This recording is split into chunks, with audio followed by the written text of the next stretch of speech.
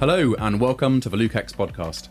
I'm your host, Dan Morrice, and with me in the studio today is my good friend Dan Green. Hello. In today's episode, we journey to the fringes of the Mediterranean to meet a Syrian family who have endured overwhelming hardship on their journey to Europe through rugged mountains and stormy seas. And yet, in the midst of it all, they encountered an unexpected blessing which changed the course of their lives forever. Who are these people? What is their story? And what can they teach this generation in this moment? Let's find out.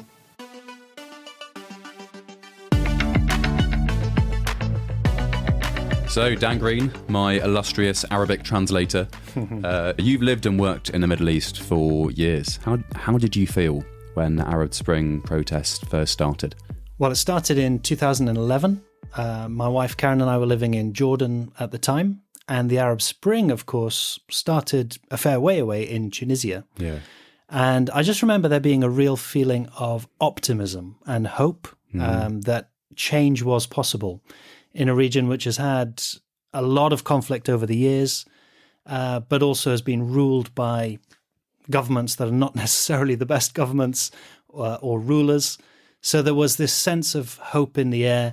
And as it spread from Tunisia through Libya and into Egypt and kept kind of coming east into Syria, which is just on the northern border of Jordan. Those of us in Jordan were watching with interest to see what happened. And, initially in Syria, the protests were peaceful, but the government clamped down pretty hard and people started dying. And I think there was a few demonstrations going on in Amman where we lived, but people noticed, the death toll rising. And I think on the whole, Jordanians kind of concluded that it wasn't worth it. That things are maybe not perfect in their country, but whole-scale change is difficult and painful.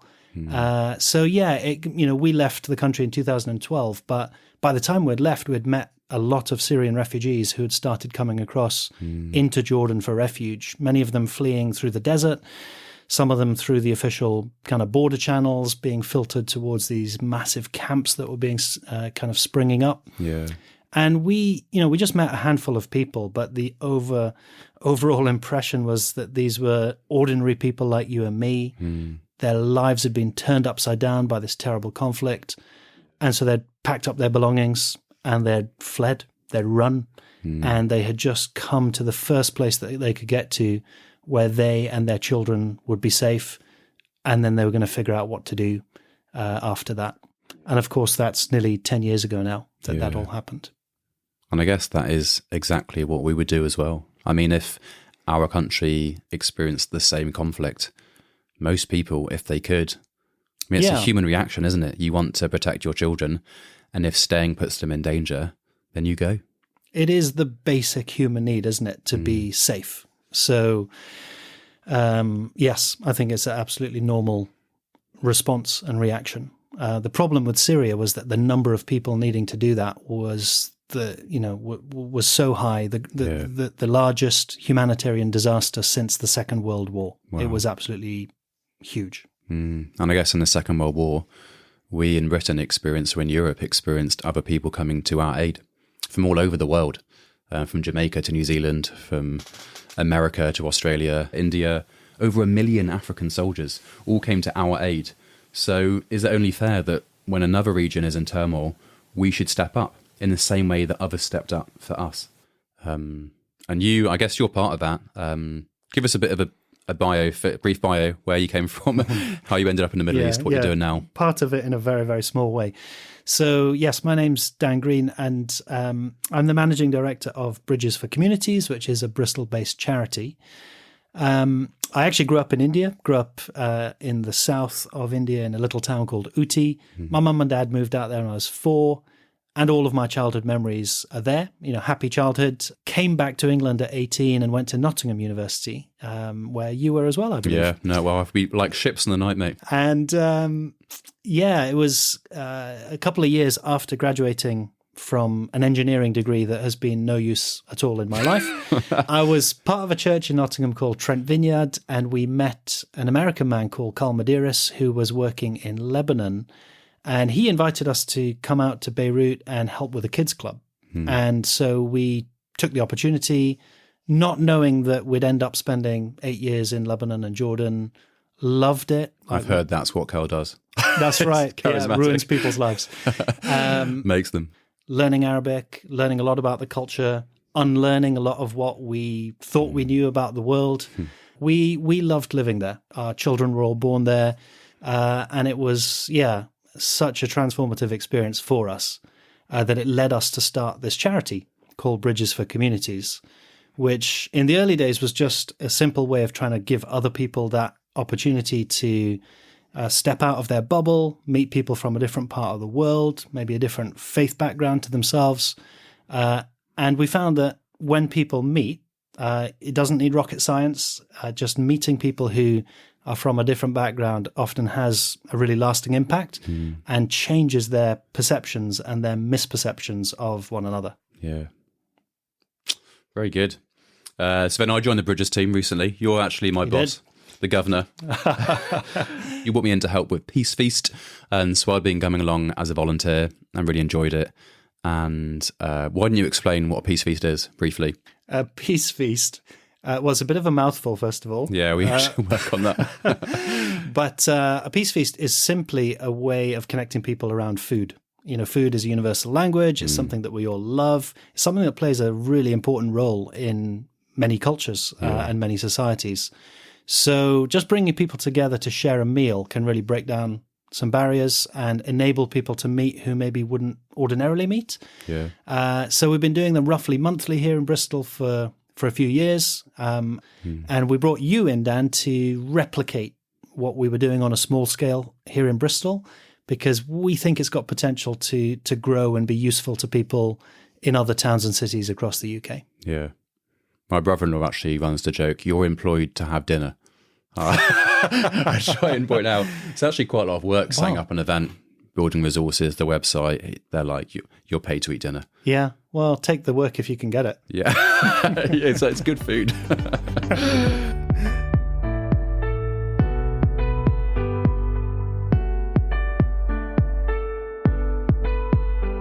Before any of us, I roped you into a random trip around the shores of the Mediterranean to meet some Middle Eastern peacemakers.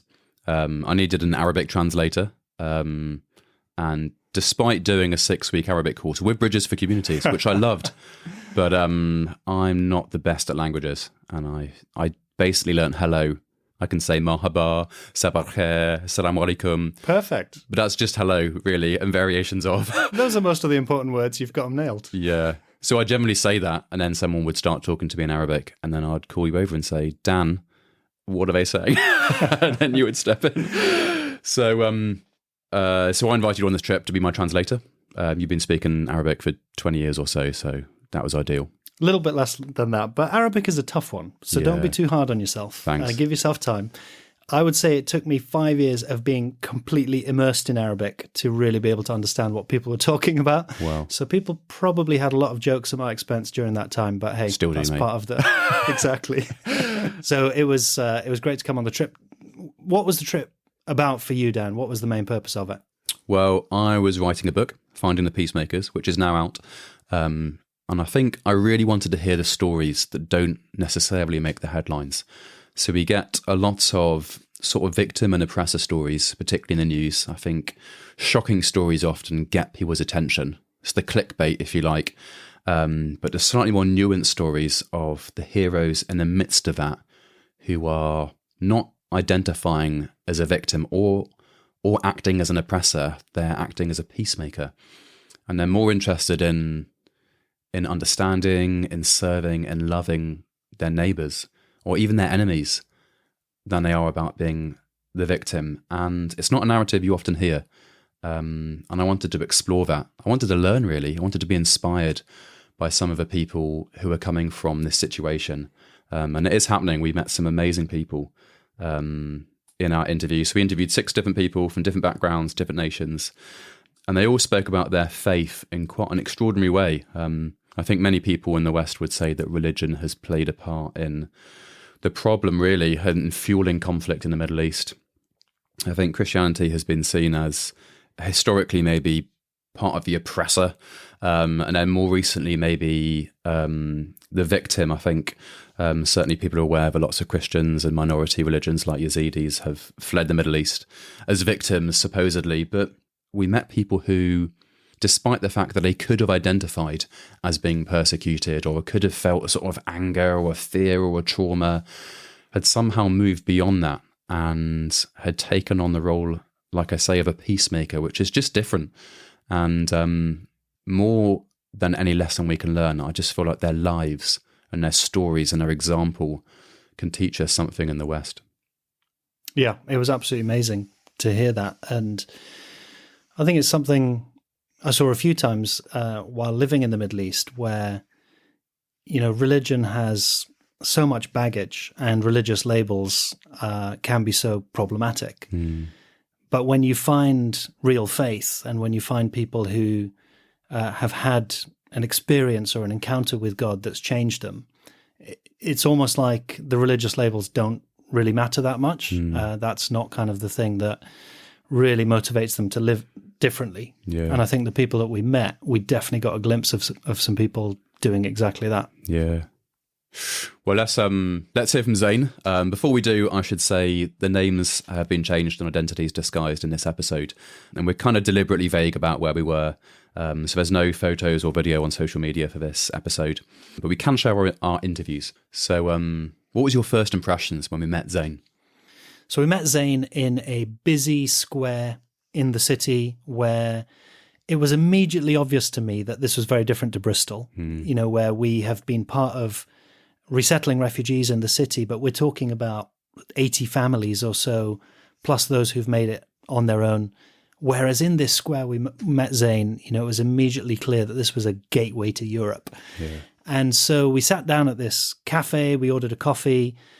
Zain was really welcoming, really warm, friendly and articulate, and he was really open and willing to tell us his story. Quite animated. That's what made me think like an Italian waiter. He spoke with his eyes and his hands as much as his voice. Yes, he did. I think that's maybe something that you got to observe a little bit more than me. Yeah. Because as Ross said in the previous episode about Chile, when you're translating, you're so busy, your brain is just working 100 miles an hour to take in information, pass it on, make sure you're conveying the details. And my Arabic is, you know, Jordanian Arabic, so even working in Syrian dialect, there's a few words of vocabulary that are a little bit different, and all of that's going on. So I think my ability to just be present and take in my surroundings was probably less heightened than yours was in that moment. Yeah, I was just drinking coffee and listening to these guys chatting. It's lovely. So let's hear a bit from Zain. I was married and starting a family in Kurdistan, but ISIS started taking control of the area. They were less than an hour away from where we lived, so we decided it's time to move and get to Europe. We fled to Turkey through the mountains. It was February, so it was very cold. There was snow up to a meter high. It was so dangerous. There were smugglers, drugs, weapons. It felt like even the animals were waiting for us to die, so they could come and eat our bodies. We went with some smugglers, we paid them an amount in Iraq, and they took us up into the mountains. We were on the way, and the smugglers demanded another payment, but we didn't have enough money. The smuggler left us in the mountain. We didn't know where to go, whether to try to go back to Iraq or whether to go on to Turkey. But we couldn't see the way. Everything was just covered in snow. So we walked towards Turkey, and we were picked up by the Turkish army, taken to a detention center and locked in a sport hall with a basketball court.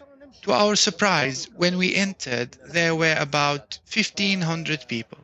Instead of spending 7 days there, we ended up spending 27 days there with 1,500 other people in the basketball court. They used to give us all the bread and a sort of soup. It took 4 hours to wait for the toilet, so we just took it in turns to stand in the queue. Because if I didn't need to go, then one of my family would need to. They were dangerous time. There was a lady who gave a birth in that camp, and there was an old lady who died on the way.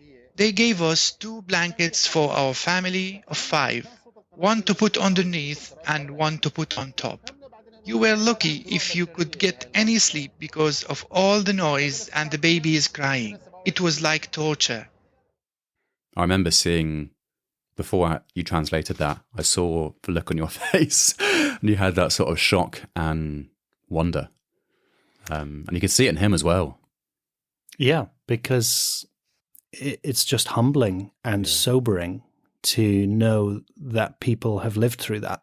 Yeah. And yet they've come out the other side with their dignity intact and being willing to be hospitable to people like you and me who show up and kind of are curious about their story. My 8-year-old daughter got very sick during that time and had a temperature of 104 Fahrenheit. But the person who was responsible for the health was the same person who was cleaning the place. At night, he would give the same medicine with the same spoon to all the kids. I told the man that the medicine was making people worse, but he told me that's not my problem. If you don't want it, don't take it.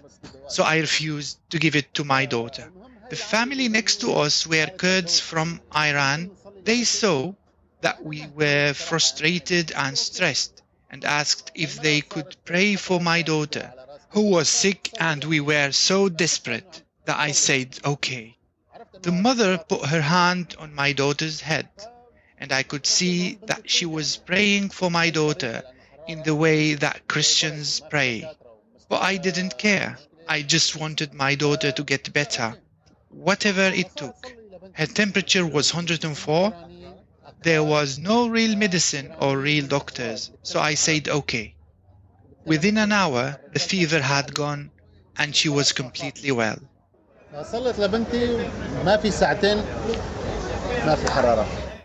Wow. It's one of those stories where, what do you do with that? You know, it's clearly been an experience that has changed him, and he put it down very clearly to being a miracle. You know, I guess there are other ways you could probably explain it away or try and look at it. But in his mind, it was so clear. It was a life-changing miracle, the healing of his daughter. And the fact that these complete strangers had been willing to pray for them in this awful environment of this basketball court full of people. I mean, the conditions he described as he went through the details, they were quite shocking. Yeah. So I think that was the other response in me. So there's so many different things going on as I kind of reflected in those initial moments to it. How about you, though? What was the impact for you? Well, like you, I never want to sort of assume a divine breakthrough, because these things, I mean, I've encountered lots of miracles on the journey of writing this book, and but each one could be a coincidence. So there could be a different explanation, and I think some people immediately jump to a naturalistic explanation. They think there's got to be something to explain this. And likewise, other people go to the other end of the spectrum and say, everything's a miracle. It's always assumed that there's a religious answer. Yeah. And I kind of want to be open-minded. I think with Zain, I mean, people get better from a fever. It's not beyond the realms of possibility that it was just good timing. But you also have to ask, if someone prays a specific prayer to a specific God for a specific person at a specific time, and they get an immediate, tangible response, I mean, you've got to wonder. And I think particularly in the West, where we're sort of culturally conditioned to be cynical around this sort of thing, I like to be open-minded. And just as Zain was. I mean, Zain wouldn't have called himself a Christian. He'd certainly been interested in finding out about Jesus and what Christians believe, but he wouldn't have identified as a Christian. And so when this Iranian couple, who did identify as followers of Jesus, said, could we pray for your daughter? He could have said, well, that's not really appropriate. But he thought, well, you know, why not? Why not take that risk? And also, like you, I think I really respect the Iranian couple for their bravery and kindness. I mean, the history of Iraq and Iran has not always been healthy. a lot of people within both cultures are taught that the other guy's the bad guy. And so for them to see a couple, they might be very different to them, they might be similar, whatever. It doesn't really matter what tribe, religion, nationality, faith, language they're from. There's a couple there's a child who is sick, and they're like, well, we'll pray for her. Simple as. And they kind of got over whatever dangers or fears or awkwardness would be in that moment and just did it. And quite, like he said, I could see that they were praying in a Christian way. I don't know what that looks like. But they weren't secret about it. And they clearly they believed in what they were doing, and it worked. So great. I mean, yes. If I was Zain, even if I didn't know what was going on and I didn't really understand, but I thought there's a chance this could work, I mean, you'd do it, wouldn't you? Yeah, yeah. And I think what that Iranian family demonstrated in that situation too was something that I've seen quite a lot, where even when there are national or ethnic barriers between people, or political barriers between people, where you can be on opposite sides and the others are the enemy, when it comes to a person-to-person interaction or one-to-one, those things kind of fade away, and people are just humans. And so just on the level of another family in a desperate situation, and as you said, seeing a child, they reached out and did all that they could do in that situation. It's amazing. And if that's a game changer. If anyone ever said to his family, this is what Iranians are like, he could never take it again. He'd be like, no, I know. Once you've had an encounter like that. Yeah. Yeah. It's life-changing. Let's see what he said next. After my daughter was healed, this family started telling me we are Christians. We were Muslim in Iran, but we believed in Christ, and then our lives were in danger. So we fled to Turkey. They started telling us about Jesus, and they gave us a copy of the Injil, the New Testament, on an audio MP3 player for my wife to listen to. We became friends, but then we had to leave. We moved on. We made it to Istanbul. It was tough. The mafia was running the smuggling business. We took a boat, like you see on TV, and got lost in the Mediterranean. We were actually rescued by one of the EU boats.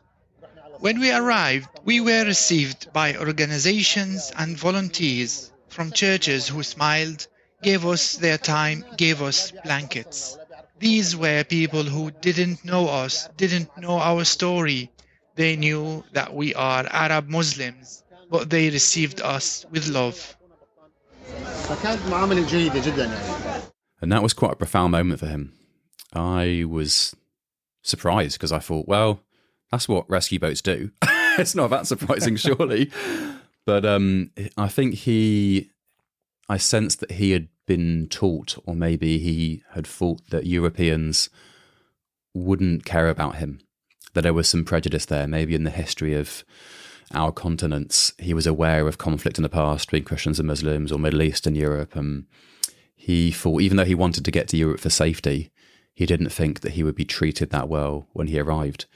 And so when he stepped onto the shore and people just gave him a hug and looked after his family, he was blown away by it, wasn't he? Yeah, it was a big thing. And I think that's because the narratives of fear or the stereotypes that are, they're prevalent in every society, aren't they? Because it's quite a human thing to talk about others in a general way or a negative way, and to kind of put certain negative characteristics on that. You call it othering. So his perception of how Europeans would respond to him was shaped by those narratives, and that's why it was such a nice surprise when he found that people were people, and they treated him well, and they welcomed him. Yeah, I think for me, one of the things I liked about Zain's story was that he was constantly surprised by good. So I think he said to us that he had been taught in school that the Bible was corrupt, you can't listen to Christians, blah, blah, blah. But he discovered the opposite. And then Iranians, they're bad guys, listen to them. But then the Iranians were lovely. And Europeans don't like you, but then they did. And God's just waiting to punish you. But then he thought, well, actually, no, he's not. He's looking after us. And just every time he had like a deep-seated, this is what I've been taught. He had an encounter that challenged that. And you could still see, even years on, he felt like a free man. He felt like he'd been liberated from certain views and prejudices and fears that he no longer needed. Yeah, that's right. And he carried himself with that kind of lightness and with a smile and a warmth that spoke of that kind of freedom that he'd found. It's lovely.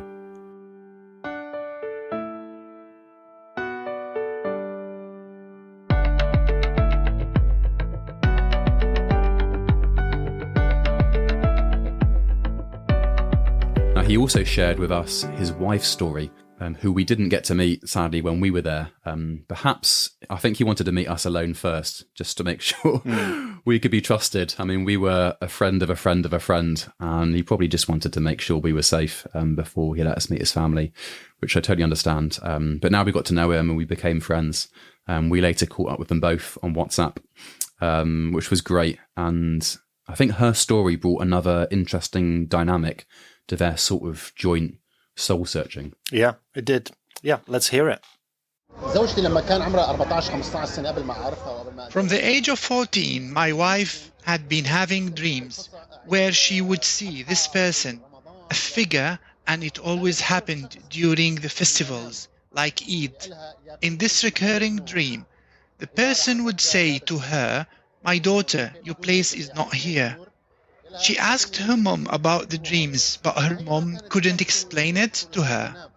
She just said something about how the dreams must be coming to her because she was pure. I know that my wife also had the same way of thinking as me, that she wanted to know what about Jesus. And to be honest, I was a bit jealous because she kept having these visions. When I came to Europe and my wife and I made the decision to follow Jesus, the happiness came from realizing that the picture I had of God as a child was wrong, and that God does not exist to just sit there and punish me, to torture me, to send me to hell. Actually, it's the opposite. Jesus has forgiven and wiped away my sins.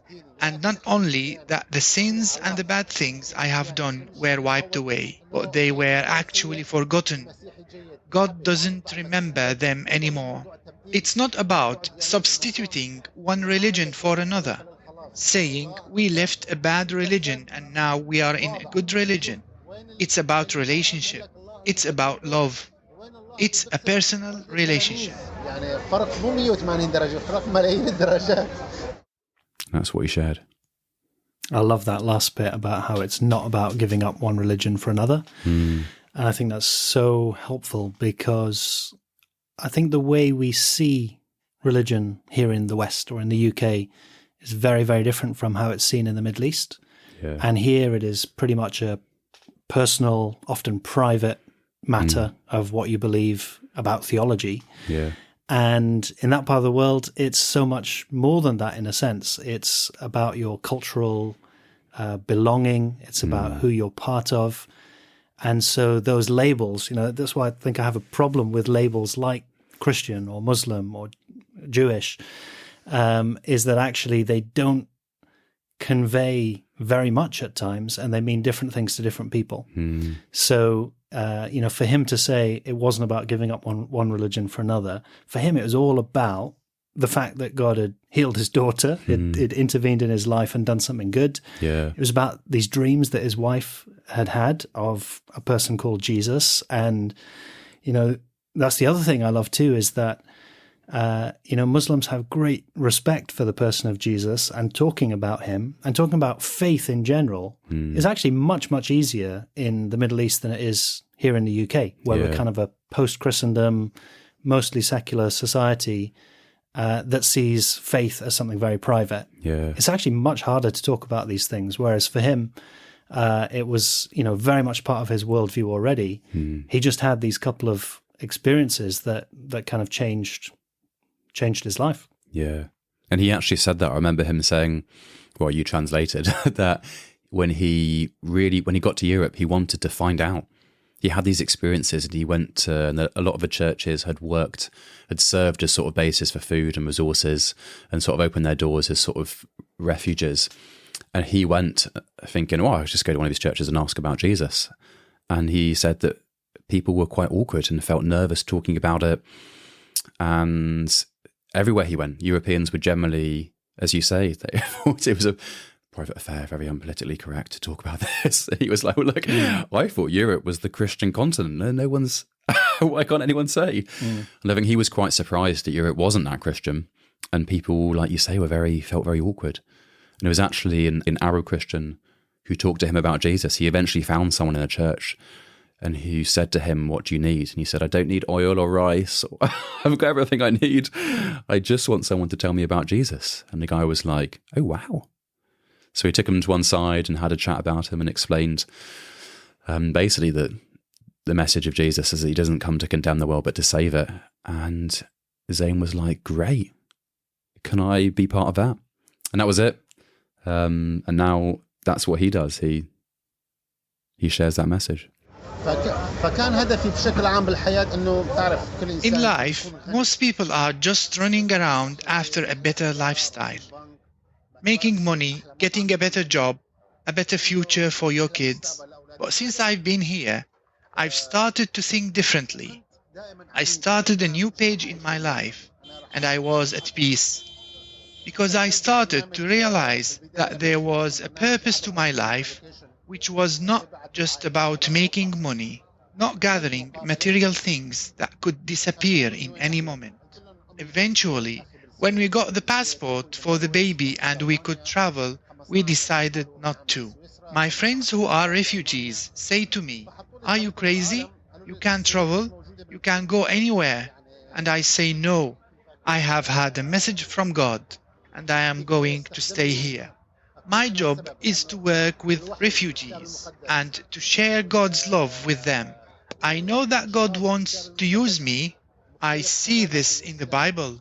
People are not perfect, but they are used by God and what He's doing in the world, and I want to be a part of that.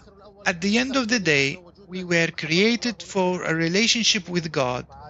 We were created because of love, created as family.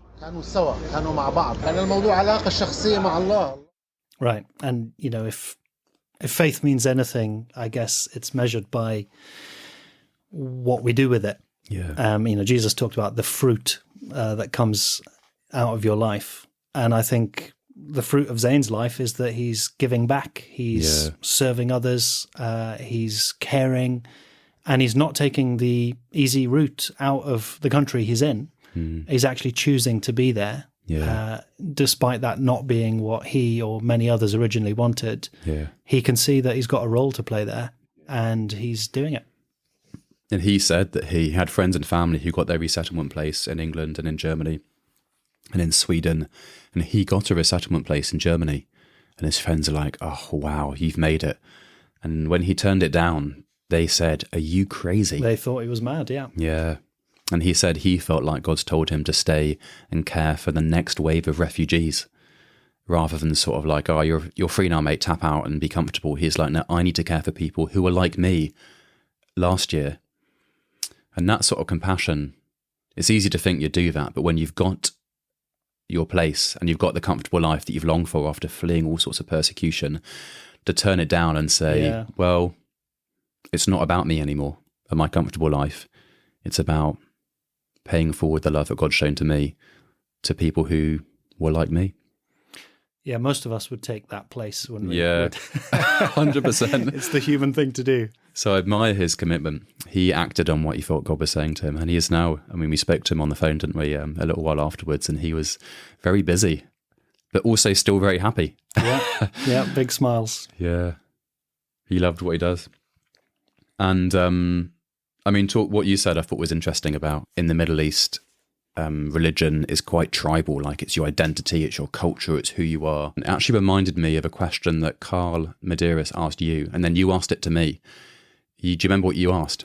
I do, yes, because I've asked it to many people, which is, who do you think started Christianity? And I said Jesus because I felt like that was the right answer, but I also knew it was a trick question. And there'd probably an alarm would go off, that's the wrong answer. And yeah, I did say Jesus, and you said? So I said Constantine, because if you're talking about the label or the term Christian, if you're talking about the religion of Christianity, it's not something that Jesus himself talked about at all. You won't find anywhere where he said, I've come to start a religion called Christianity. He never identified himself as a Christian. In fact, it's a term that was used later to refer to his followers. And surprisingly and maybe worryingly, the people that Jesus was often harshest towards were the religious leaders particularly. So for me, his teaching, his life was not about establishing a religion. That's nowhere to be seen in what he said. But he talked about the heart a lot, didn't he? He talked about kind of the state of your heart before God. So it was actually Constantine, 300 or so years later, who formalized Christianity as the religion of Rome, as the religion of the Roman Empire. So I think everything up until that point I see as this kind of organic movement, this evolution from the teaching and the life and the inspiration of Jesus. And it's when it became the formal religion of Rome that it became a thing. It became a religion, and people were adherents to a religion. And from that point till this, we've got these groups of people who identify under that label or under that name. And so I think it's worth kind of checking ourselves and checking what we mean when we use that label. So that's where the question came from. That's very helpful. And I think for me, what's helpful about it is I love to chat to people of every faith and none. And a lot of my friends would identify as an atheist or a humanist or an agnostic in whatever way that looks like. And a lot of people I've chatted to, particularly in this culture, who have issue with religion, particularly Christianity, it's all generally that stuff from Constantine onwards. It's the empire of Christendom and all the stuff that goes with that, the big organization, the coercing and the colonization and the crusades and the inquisitions. And it's rarely the Sermon on the Mount or the teaching to love your neighbor and even love your enemy. I think most people can recognize that if we could just do some of that, the world would be better. And so for me, it set me on a bit of a journey, and that was part of a journey of the book I was writing, was to find that movement that Jesus started before it was hijacked by empire. What was that original peaceful revolution about? And actually, what I found so helpful from this trip is I thought in Zain and the people we met, they had captured something of that movement that I could see in the current generation. So they weren't religious. They weren't identifying with a tribe. They weren't part of the empire. None of that. Actually, they were people who had encountered Jesus and were paying forward the love that they'd encountered to everybody, regardless of tribe or tongue. There was a purity to their faith, which made them gracious and loving people. And I think for me and the culture I'm in, that's what I want to learn from.